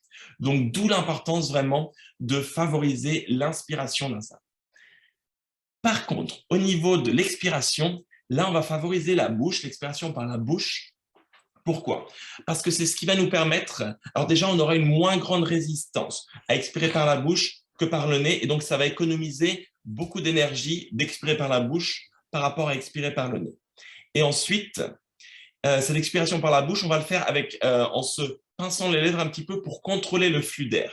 Parce que sur toutes les méthodes de respiration lente, il va falloir suivre un protocole assez timé, assez précis dans le temps, au niveau des secondes d'inspiration et au niveau des secondes d'expiration, parce que ça va jouer un grand rôle sur les résultats qu'on peut avoir sur la stimulation du nerf vague, et je pourrais aussi en dire quelques mots après. Mais donc, en gros, je vais vous faire juste un cycle pour vous montrer. Donc, on va inspirer par le nez et expirer par la bouche en pinçant ses lèvres, en laissant juste un petit filet d'air qu'on va pouvoir contrôler de manière à faire en sorte que l'air soit expiré de façon continue jusqu'à la fin de la période d'expiration. C'est passionnant. Hein. Attends, voir, justement, voilà, il y a eu plein de questions sur les... on sait qu'on fait 6 cycles par minute. Est-ce que c'est 6 cycles par minute pour tout le monde, qu'on ait 6 ans ou 99 ans? Et dans ces 6 cycles par minute, tu sais, on a la séquence d'inspiration et d'expiration. Pour certains, c'est différent. 4, 5, il y en a qui stoppent entre-temps, il y en a qui font respiration narine alternée, etc. Excellente question, et donc je pourrais vraiment à la fin vous partager, donc pour ceux qui peuvent un peu lire en anglais, donc c'est exactement le sujet des études qu'on a encore conduites très récemment dans mon institut, donc je vais pouvoir vous donner ces résultats de première main. Alors, d'abord sur la fréquence. Alors, 6 cycles par minute, en général, ça fera du bien à tout le monde, je vais pouvoir le dire comme ça fera du bien à tout le monde, mais ça fera du bien à tout le monde dans le sens où ça provoquera toujours une stimulation du nerf vague. Par contre, on peut encore optimiser cette stimulation en cherchant la fréquence de résonance. Donc, la fréquence de résonance, ça va être la fréquence qui va stimuler le plus le nerf vague. Alors là, je ne peux pas tout dévoiler non plus parce que c'est aussi un peu le sujet de nos recherches actuelles. Et en fait, on est en train de rechercher les paramètres qui vont être les plus utiles pour déterminer cette fréquence de résonance. Mais ce que je peux déjà dévoiler, et donc forcément, on est en compétition avec d'autres équipes parce qu'on n'est pas les seuls à chercher ces paramètres-là. Donc, c'est un petit peu, je ne vais pas dire le Graal des chercheurs sur le thème de la cohérence cardiaque actuellement, mais un petit peu, parce que cette résonance de la fréquence cardiaque pose pas mal de questions. C'est pour ça qu'on fait partie des équipes qui sont les mains dans le moteur pour essayer d'aller chercher un petit peu comment ça fonctionne. Mais pour vous donner déjà une direction, on va aller prendre de manière assez basique les paramètres qui vont indiquer la variabilité de la fréquence cardiaque, les paramètres qui vont nous indiquer le fonctionnement du nerf vague, afin de voir dans quelles conditions il va être le plus activé. Et donc, pour vous donner une idée de quels paramètres peuvent influencer ça, on va avoir des paramètres anthropométriques, tels que la taille, le poids, qui vont influencer ce qu'on va pouvoir appeler la taille on va dire ça en anglais, de l'arbre vasculaire, c'est-à-dire tous nos vaisseaux sanguins, la quantité de sang qu'on va avoir dans le corps, etc. Et donc, tout ça, ça va jouer un rôle sur notre fréquence de résonance parce que ça veut dire aussi que nos barorécepteurs ne vont pas avoir la même fréquence d'un individu à un autre. Voilà.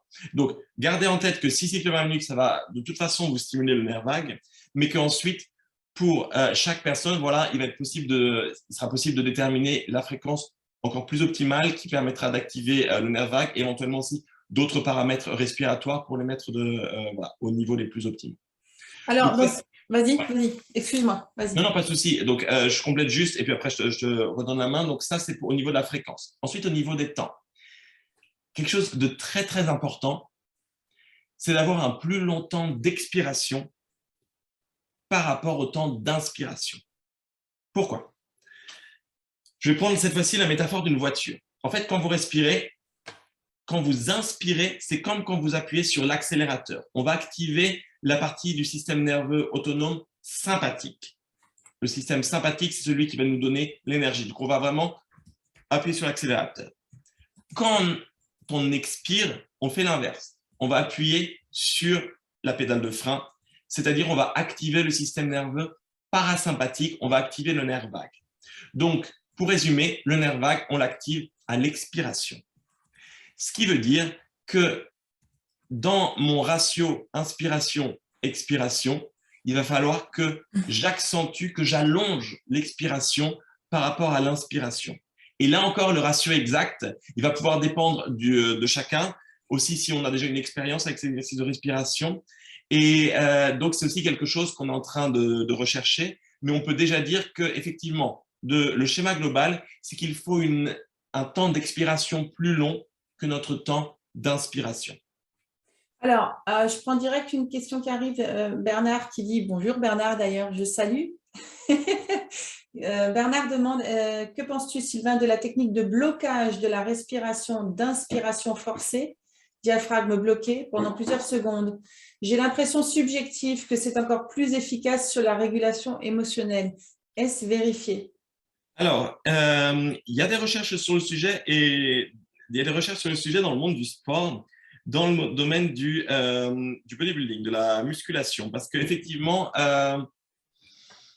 ce blocage de la respiration est censé aussi contribuer à une stabilité du haut du corps qui va faire ensuite en sorte que je vais mieux contracter l'ensemble de mes muscles.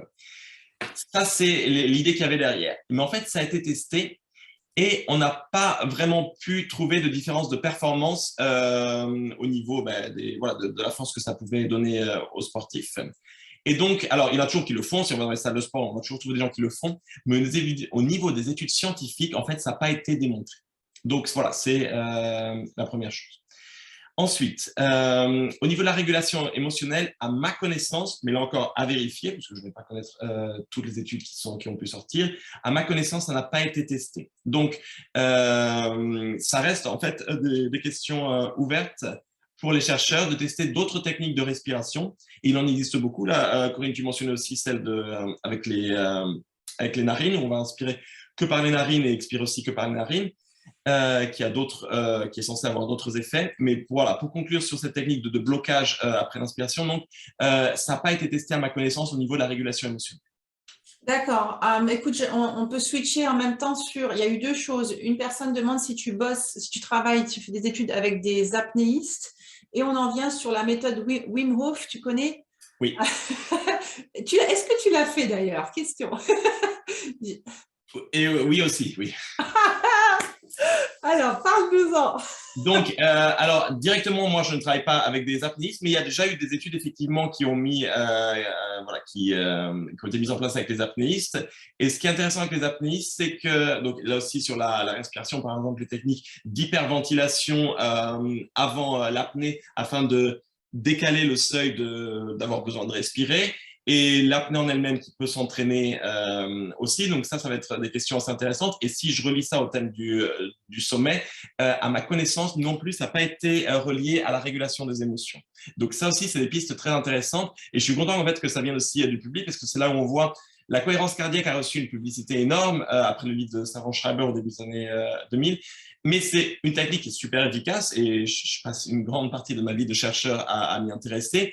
Mais il y a encore beaucoup d'autres techniques à explorer et qui peuvent, par d'autres biais, par d'autres mécanismes, effectivement, potentiellement avoir un impact sur la régulation des émotions. Alors, la technique de Wim Hof, peut-être aussi pour tout le monde, peut-être petit résumé. C'est je pense que c'est un ancien de l'armée néerlandaise qui a mis en place cette technique et qui va combiner deux techniques de respiration, en fait.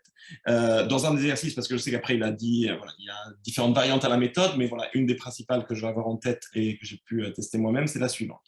On va combiner une hyperventilation volontaire. Donc, qu'est-ce que ça va être l'hyperventilation? On va exagérer le volume d'air qu'on fait rentrer et sortir de ses poumons. Je vais vous faire juste 2 minutes. C'est bien en plus là en ligne, et c'est aussi un des avantages d'être en ligne. Pas de masque et on peut respirer, voilà, comme bon nous semble.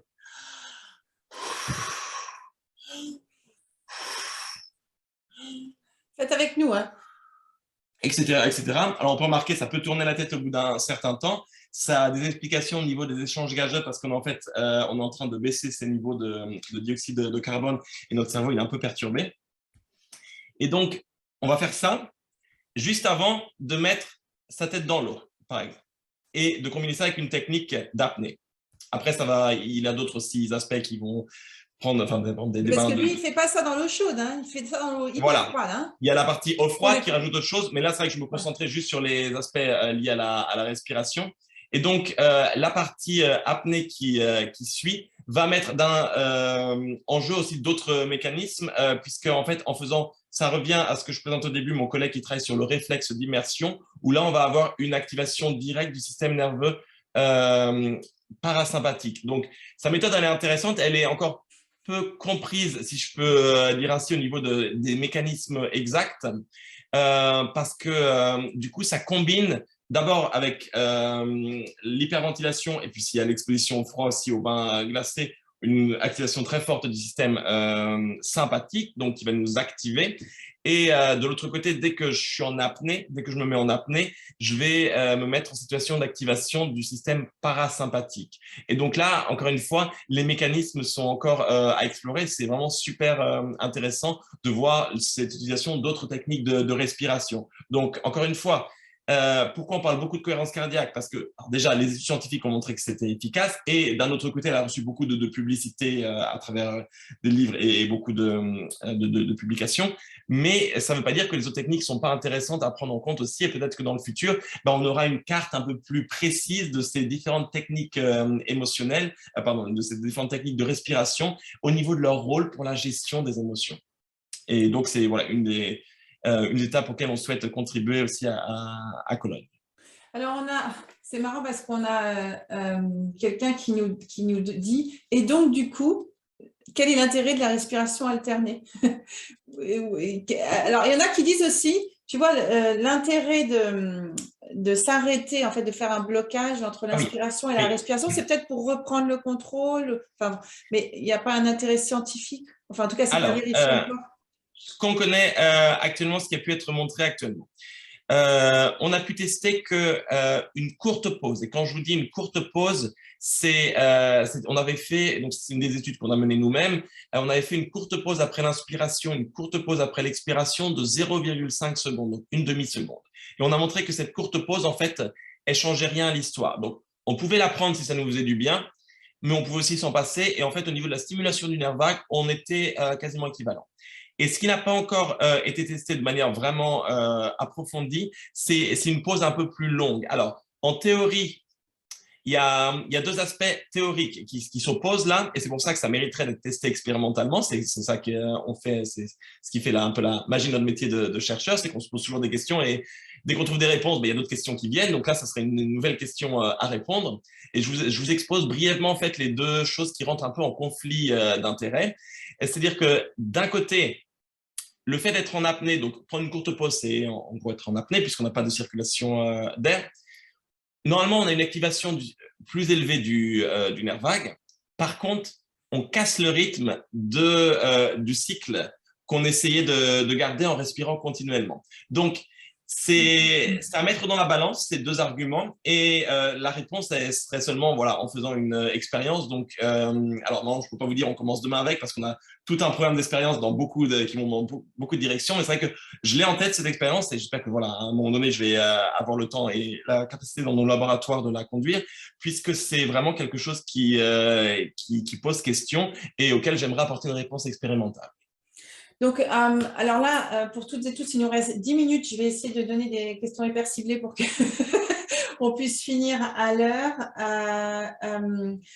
Tu dis, et ça j'aimerais bien qu'on en parle, en fait tu dis souvent contrôle ta respiration, contrôle ton cœur, contrôle ton cerveau. Si on fait le lien avec le sport, et d'ailleurs on pourrait après prendre les situations du sport pour les mettre dans toutes les situations de la vie, qu'est-ce que tu fais avec tes sportifs? Tu l'as dit, hein, tu les fais respirer tous les jours, et en fait, tu remarques qu'après, dans les séquences de sport et de challenge, ils arrivent à se réguler.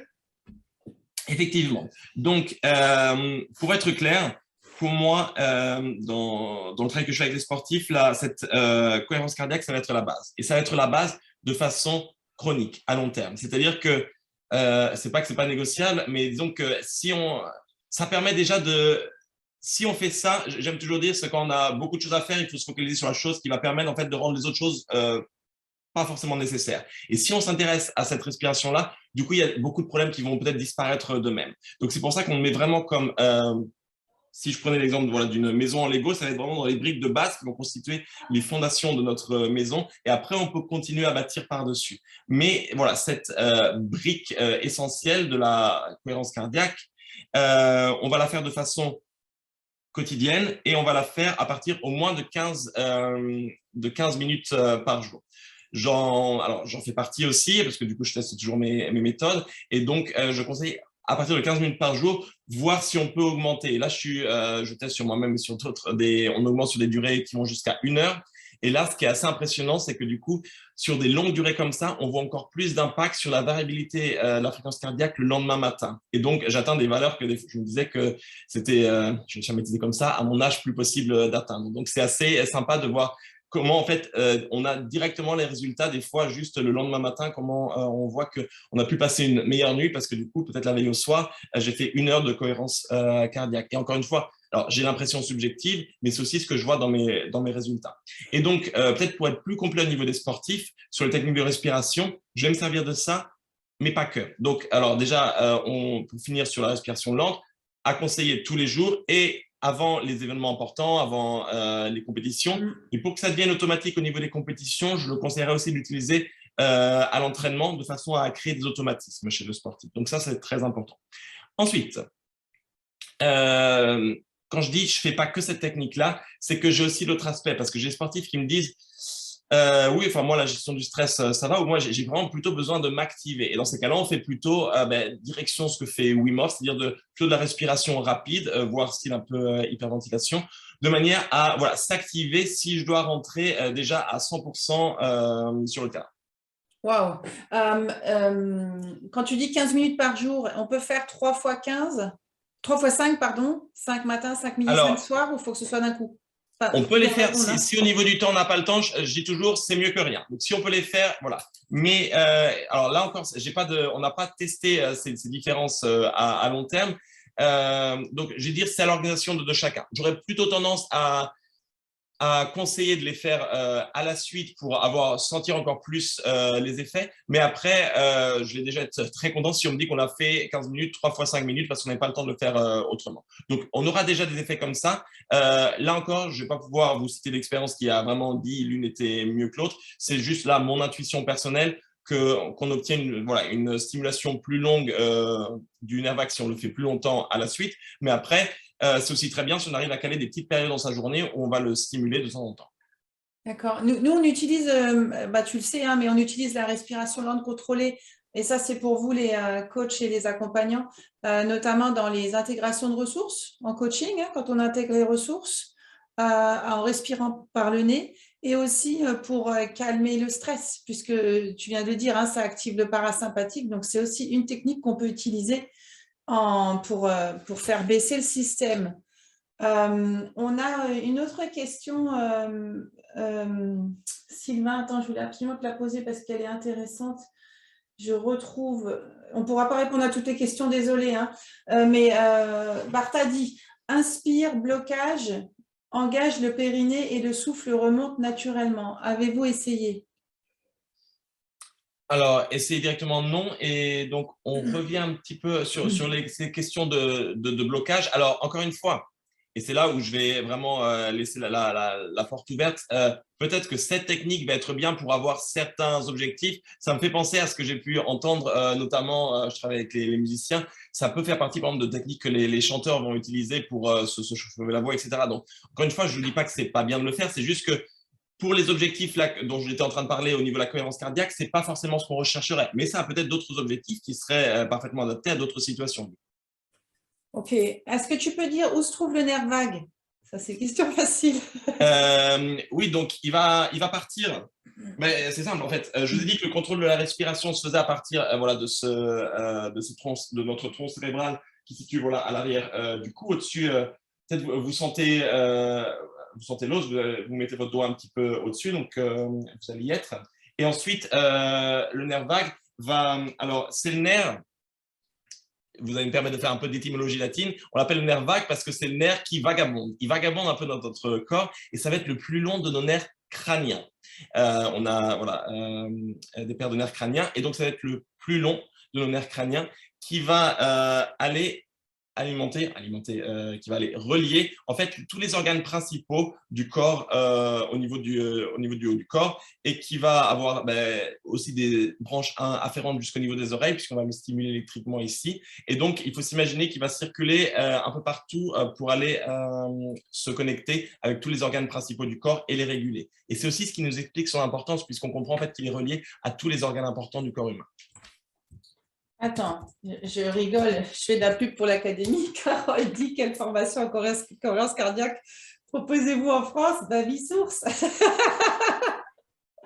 Alors, bouge pas, je vais encore regarder une ou deux questions, puis après, il faudra qu'on s'arrête.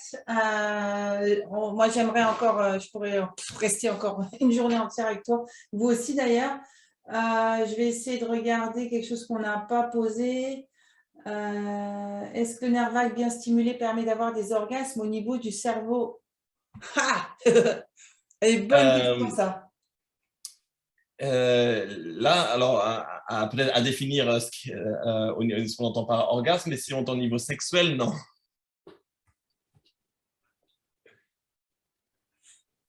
Agnès, elle est bonne ta question, hein. Alors, non, elle dit non, ce n'est pas sexuel. Donc, quelle sera la définition? Voilà. Agnès, on te laisse mettre ta définition, parce que ça, c'est intéressant. Ok, je cherche une autre question en attendant. Eau froide sur la nuque le matin, lors de la douche pour le nerf vague. Alors, ça va être lié à notre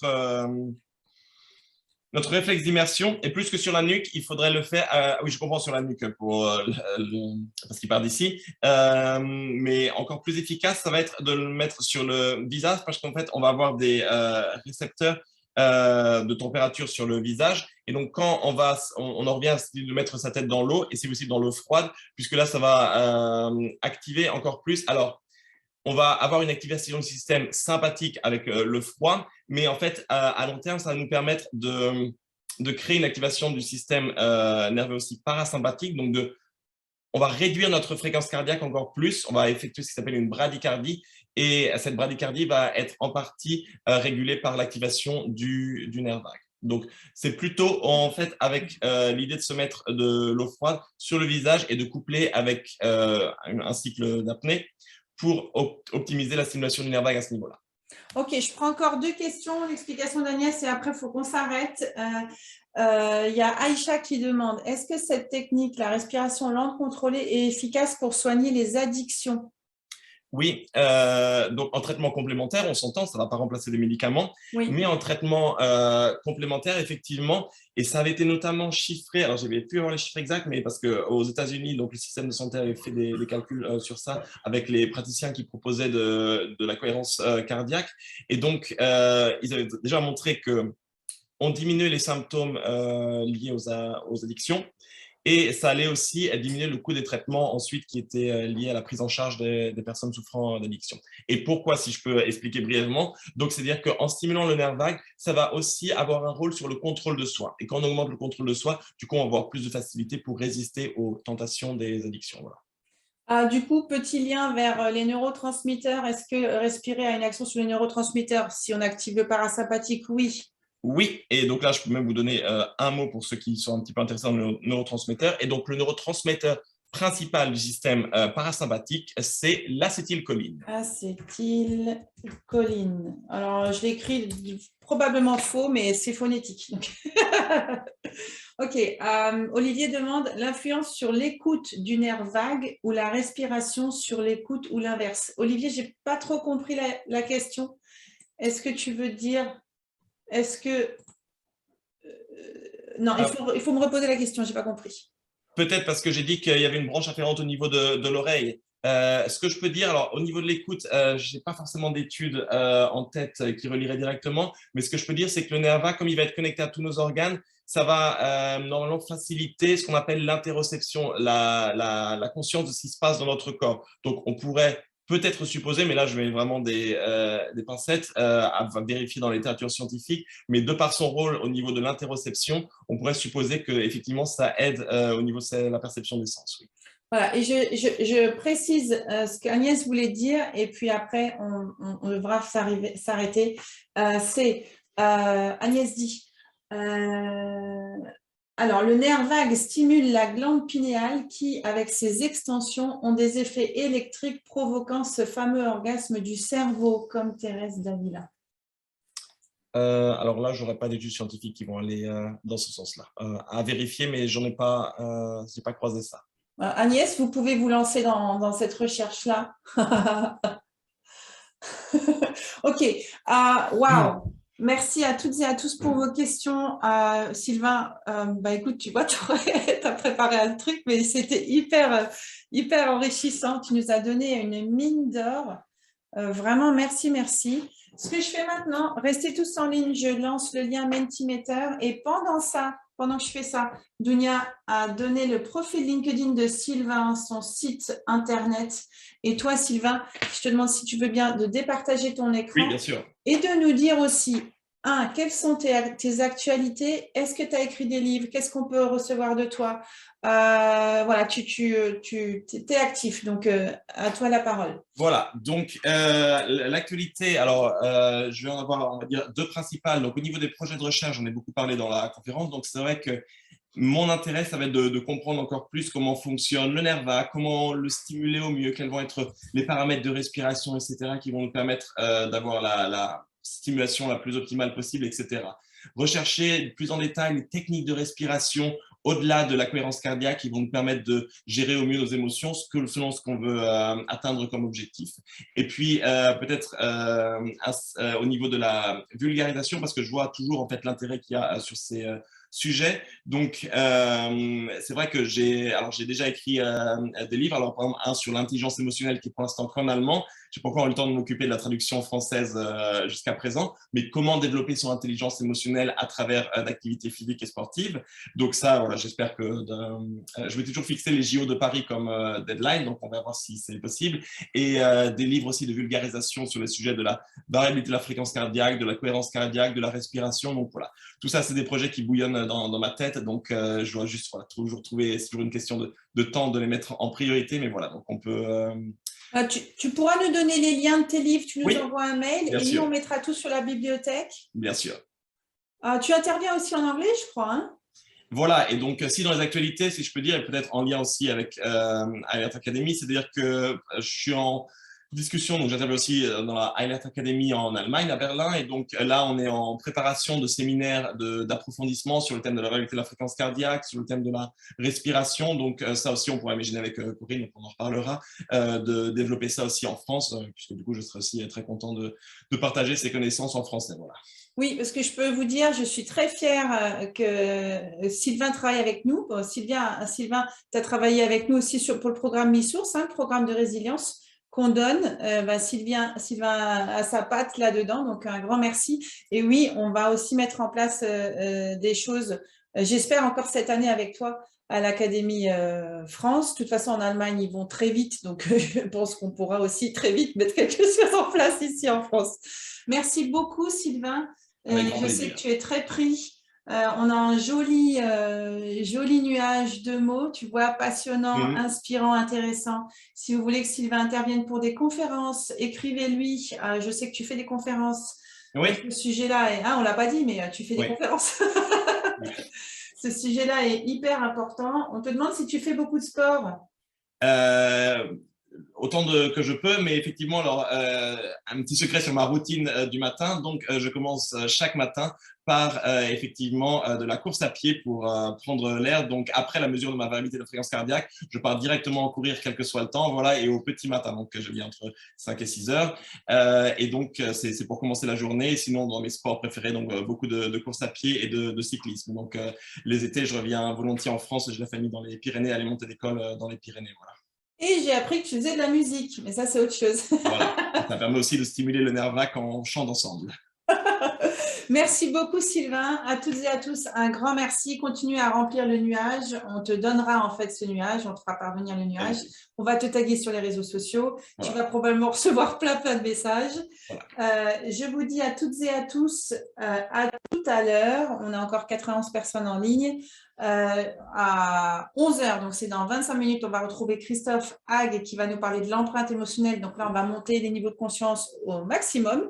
Et il est vraiment, le sujet, c'est vraiment de penser à l'empreinte qu'on laisse, l'empreinte émotionnelle qu'on laisse dans le monde, autour de nous et même pour nous, pour atteindre un monde meilleur. Voilà. Sylvain, encore un grand merci. Avec le grand plaisir. Et je vous dis à toutes et à tous, à tout à l'heure.